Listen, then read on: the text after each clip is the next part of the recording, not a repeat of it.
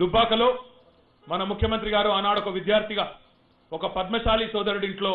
ఉండి చదువుకోవడం జరిగింది కాబట్టి వారికి అన్ని రకాలుగా ఈ రంగానికి సంబంధించిన కష్టాలు గాని కన్నీళ్లు గాని వారికి తెలుసు వారు ఎప్పుడు మాకు చెప్తా ఉంటారు ఆ ఇంట్లో ఉండే పురుషుడు మగ్గం ఆడిస్తూ బట్టను ఉత్పత్తి చేస్తే చేనేత మగ్గం మీద మహిళ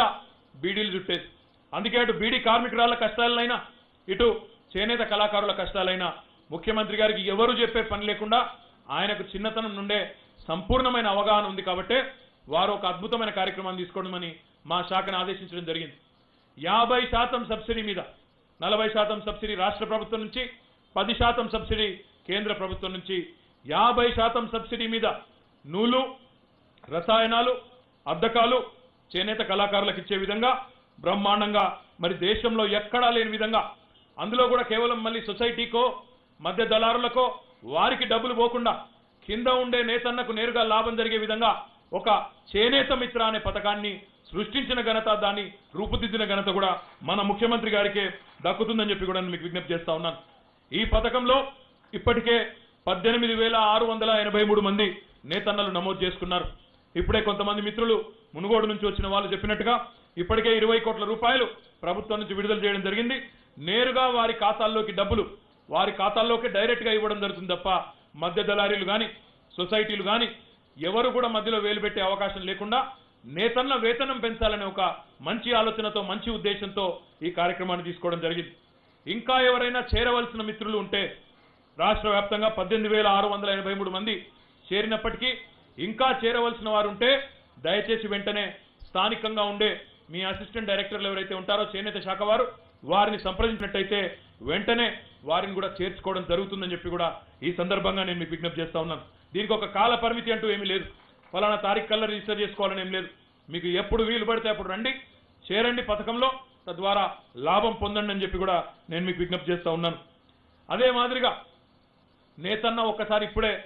సాయిల్ గారు అనే పెద్ద మనిషి వచ్చినారు పైకి ఆయన చెప్తున్నారు చేయాలని ఆసక్తి ఉంది కానీ వయస్సు సహకరిస్తలేదు 50 ఏళ్లు దాటితే కూసోని కాలు కొట్టి చేయి కొట్టి ఎటు కాకుండా అయిపోయే పరిస్థితున్నది కాబట్టి మీరు ఇంకా కొంత సామాజిక భద్రత కోసం కూడా కార్యక్రమం చేయాలని చెప్పి కూడా వారు కోరినారు ఒకసారి వృత్తిలో ఒడిదుడుకులు వచ్చినప్పుడు కానీ ఏమైనా మార్కెట్లో కింద మీద అయినప్పుడు కానీ లేదా వయసు మీద పడ్డప్పుడు కానీ మీరు శారీరకంగా మళ్ళీ శ్రమ చేసే పరిస్థితి రాకూడదన్న ఉద్దేశంతో మీరు ₹1 వేసుకుంటే ప్రభుత్వం వైపు నుండి ₹2 వేస్తూ 8% మీరు కడితే 16% ప్రభుత్వం కడుతూ సామాజిక భద్రత కోసం మీకోసం రూపొందించిన మరొక పథకం నేతన్నకు చేయూత అనే కార్యక్రమం ఒక థ్రిఫ్ట్ కార్యక్రమాన్ని కూడా గౌరవ ముఖ్యమంత్రి గారి ఆలోచన మేరకు మనం ఒక రికరింగ్ డిపాజిట్ లో 3 సంవత్సరాల పాటు పొదుపు చేసుకునే విధంగా 3 సంవత్సరాల తర్వాత ఆ డబ్బులు మీ చేతికి వచ్చే విధంగా ఈ కార్యక్రమాన్ని కూడా రూపొందించడం జరిగింది ఇప్పటి వరకు రాష్ట్ర వ్యాప్తంగా 19,125 మంది చేనేత కళాకారులు ఈ థ్రిఫ్ట్ పథకంలో మన నేతన్నకు చేయూత కార్యక్రమంలో కూడా మీరు చేరడం జరిగింది ఈ డబ్బులు మీరు ₹1 వేసుకుంటే ప్రభుత్వం వైపు నుంచి ₹2 వేసి 3 ఏళ్లలో ఆ రికరింగ్ డిపాజిట్ మెచ్యూర్ అయ్యే విధంగా తయారు చేసి ఒక పెద్ద మొత్తంలో సొమ్ము మీ చేతికి వచ్చే విధంగా మీ పిల్లల చదువులకు కానీ లేదా ఇతరత్ర మీ అవసరాలకు కానీ వాడుకునే విధంగా ఈ కార్యక్రమానికి 60 కోట్ల రూపాయలను ఈ ఆర్థిక సంవత్సరంలో ప్రభుత్వం కేటాయించింది ఇప్పటికే డబ్బులు కూడా చాలా మందికి నేరుగా విడుదల చేయడం జరిగిందని చెప్పి కూడా నేను మీకు విజ్ఞప్తి చేస్తా ఉన్నాను ఈ నేతన్నకు చేయూతలో ఇంకా చేరవలసిన మిత్రులు మరి 19,000 మంది చేరినారు ఇప్పటికీ కానీ ఇంకా చేరవలసిన మిత్రులు ఎవరైతే ఉన్నారో వారు కూడా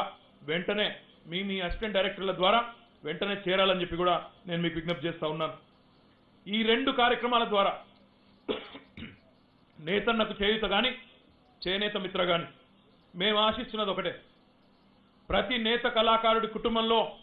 ప్రతి నెలకు ఒక 6,000 నుంచి ఏంటండి వీడియో నచ్చిందా అయితే ఓ లైక్ వేసుకోండి లేదంటే ఓ కామెంట్ చేయండి ఎప్పటికప్పుడు మా వీడియోస్ చూడాలంటే సబ్స్క్రైబ్ చేసుకోండి